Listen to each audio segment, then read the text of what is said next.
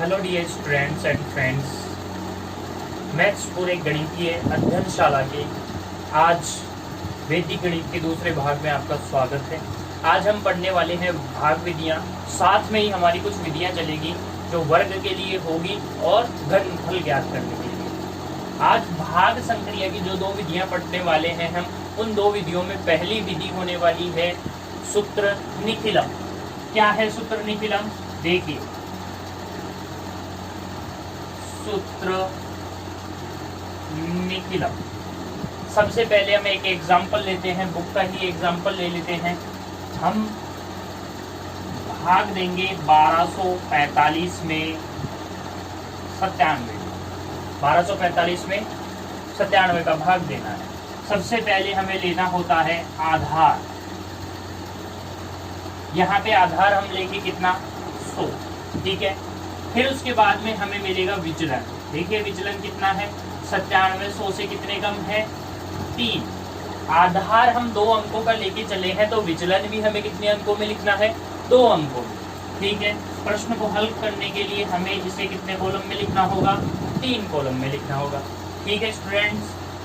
सबसे पहले ऊपर लिखेंगे हम भाजक, नीचे लिखेंगे उसका विचलन, बीच में लिखने वाले हैं। देखिए अब हमारे पास आधार में जितनी 0 है उतने ही हम अंक लिखेंगे सबसे अंत में। कितने? 2 अंक लिख दिए, ठीक है। बच गया क्या? 12, वो लिख दिए बीच में, ठीक है स्टूडेंट्स। अब आगे क्या करना है? जो सबसे पहला अंक है उसको उसी प्रकार से लिख दिया जाता है। अब हमारे पास जो विचलन है, उस विचलन को यहाँ भागफल के स्थान पे आए अंक से क्या करना है? गुणा करना है। 0,3 को 1 से गुणा किया, कितना हो गया? 0,3, ठीक है। अब देखिए यहाँ पर अंक आ गया, अब इसको हम ऐड कर लेंगे। 2 और 0 कितना हो गया? 2, ठीक है। अब जो ये 2 आया, इस 2 को फिर विचलन से गुणा करना है, तो 0,3 को 2 से गुणा किया, कितना आया? 0,6। अब क्या करेंगे हम? लास्ट में जो हमारे पास अंक आए इनको सबको क्या कर देंगे? योग कर देंगे। 6 और 5 11, 1 4 3 7 और 1 8, ठीक है। तो यहाँ पर जो हमें प्राप्त होता है वो हमारा क्या है? भागफल। और यहाँ पर ये हमें क्या प्राप्त हुआ है? शेषफल, ठीक है। इस प्रकार से सूत्र निखिलम को हम हल कर सकते हैं। लेकिन एक दिक्कत है, अगर शेषफल कई बार ऐसा हो जाता है कि शेषफल भाजक से क्या आ जाए? बड़ा, तो उस स्थिति में उसको किस प्रकार से हल किया जाता है वो देखते हैं हम अपने नेक्स्ट एग्जाम्पल। दूसरा एग्जाम्पल लेते हैं हम। 311 में भाग देंगे 8 का। सबसे पहले हम लेंगे यहाँ पे आधार। आधार कितना आया हमारे पास? 10। और विचलन कितना हो जाएगा? विचलन हो जाएगा 10 - 8 और कितना? 2। आधार में जितनी 0, विचलन में उतने ही अंक हमें लेने हैं। अब हल करेंगे, वही 3 कॉलम बनाएंगे। सबसे पहले लिखा जाएगा कौन? भाजक। ऊपर लिख दिया भाजक, नीचे लिखेंगे उसका विचलन। जितने हमारे पास आधार में 0 है उतने ही अंक हमें बाहर निकालने हैं, तो ठीक है। अब एक अंक बाहर निकालेंगे तो 31 कहाँ जाएंगे? बीच में। हल करना शुरू करते हैं। अभी हमने बताया पिछले एग्जाम्पल में कि 3 को कहाँ लिखना है। जैसे 3 को एज इट इज ही हम कहाँ रख देंगे? भागफल में रख देंगे, ठीक है। भागफल के जो अंक हैं उनके स्थानों पर 3 आ गया। अब इसको हम किससे गुणा करेंगे? विचलन से। जब विचलन से गुणा करेंगे तो ये कितना हो गया? 6, ठीक है। अब 6 और 1 कितने हो गए? 7। हमने इसको इस प्रकार से लिख दिया। जो भागफल के स्थान पर अंक आया उसको विचलन से गुणा किया, 7 दूनी 14। ये कहाँ चले गए? आगे। इनको योग किया, 4 और 1 5 और ये 1।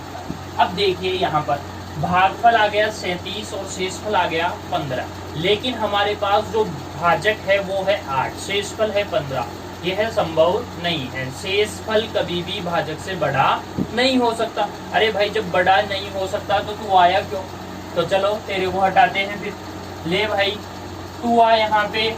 कौन? भाजक। तेरे को घटाता हूँ किसमें से? 15 में से। अल घटा दिया तेरे को।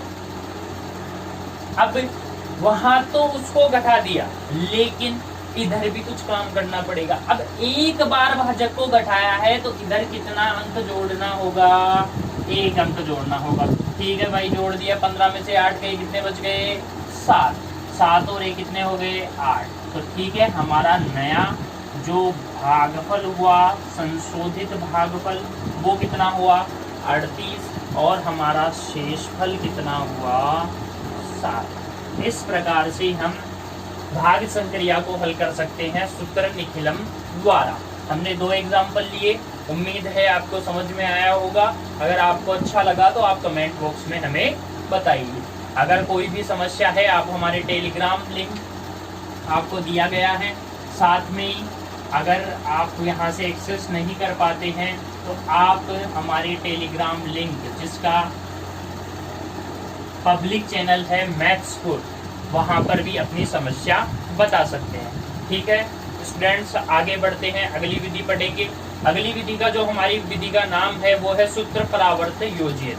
वो एक इसी प्रकार की विधि है, उसमें सूत्र निखिलम का ही जो तरीका है वो काम में लिया जाता है। तो देखते हैं वो विधि किस प्रकार की है।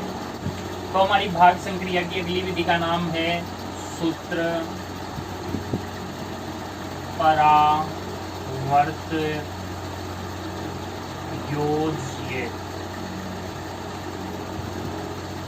ठीक है, एग्जाम्पल से समझते हैं। बुक का एग्जाम्पल लेते हैं।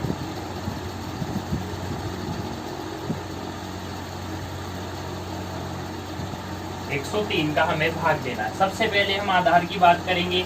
तो आधार हमारे पास कितना है, 100 है। ठीक है, विचलन की बात करें तो विचलन अधिक है, कितना, 3 अधिक है। तो अधिक है तो हमें यहाँ लाना होगा परिवर्तित अंक। क्या लाना होगा, परिवर्तित अंक। भाई परिवर्तित अंक आ गया, क्या कर देंगे, परिवर्तित अंक में उस विचलन को ऋणात्मक बना देंगे। विचलन को क्या बना देंगे, ऋणात्मक। आ गया समझ में। हल करके देखते हैं आंसर आता है या नहीं आता। वही 3 कॉलम बनाएंगे। सबसे पहले लिखेंगे भाजक, भाजक के नीचे लिखा जाएगा विचलन, और विचलन के नीचे लिखा जाएगा परिवर्तित अंक। ये हमारा क्या है, भाजक है, ये हमारा क्या है, विचलन है, और ये हमारा क्या है, परिवर्तित अंक है। कोई समस्या यहाँ तक नहीं होगी, उम्मीद है। आगे बढ़ते हैं। अब हमारे पास आधार कितने अंकों की 0 है, उसमें कितनी 0 है, 2। तो वही 2 अंक बाहर निकालेंगे। ठीक है, तो 54 बाहर लिख दिए, 11 आ गए अंक। सबसे पहले अंक को उसी प्रकार से लिख दिया जाता है भागफल के लिए। अब क्या करेंगे, परिवर्तित अंक को, परिवर्तित अंक को उस अंक से क्या करेंगे, गुणा। भाई गुणा किया, कितना आया, 3। और माइनस के चलेंगे क्योंकि इस पर हमने ऋणात्मक चिन्ह लगा रखा है। ये बात ध्यान रखनी है, चिन्ह को छोड़ना नहीं है, अन्यथा हमारे आंसर नहीं आएंगे। ठीक है, आगे बढ़ते हैं। 1 में से 0 गया, कोई बात नहीं है, वही बचेगा। 1 आ गया, 1 को फिर से 0,3 से गुणा किया तो ये कितना आ गया, और किसके, माइनस के। हल करेंगे, लास्ट में 4 में से 3 गए, कितने बच गया, 1। 5 में से 3 गए, कितने बच गए, 2। ध्यान से देखिए, क्या शेषफल भाजक से बड़ा है, नहीं है, इसलिए हमारा हल सही है और हल करने की हमें आवश्यकता नहीं है। ये हमारा आ गया भागफल, ये हमारा आ गया शेषफल। आपको समझ में आया होगा सूत्र परावर्त योजित। देखिए कितनी आसानी से अगर हम इन विधियों को समझ लेते हैं तो हमारे पास भाग संक्रिया को हल करना कितना सरल हो जाता है। ये बहुत तेजी से हम कर सकते हैं। अगला एग्जाम्पल हम लेते हैं, बुक का एक एग्जाम्पल ले लेते हैं। 14,885 14,885 में हमें भाग देना है 123 का।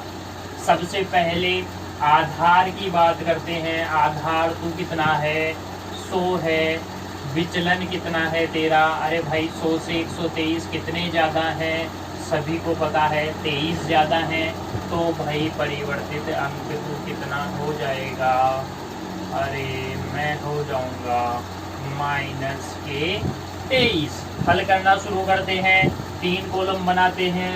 सबसे पहले ऊपर ही ऊपर लिखेंगे भाजक, भाजक के नीचे लिखा जाएगा विचलन और विचलन के नीचे लिखा जाएगा परिवर्तित अंक। कोई समस्या? देखिए आगे बढ़ते हैं। यहाँ पर हमारे पास आधार में जीरो कितनी है, 2 जीरो है, 2 अंक बाहर निकलेंगे। सबसे पहले हम क्या लिख देंगे, 8 और 5 हमने लास्ट में लिख दिए। बच गया क्या, 1 4। कोई दिक्कत है यहाँ तक? उम्मीद है नहीं होगी। 1 लिख दिया हमने, ठीक है।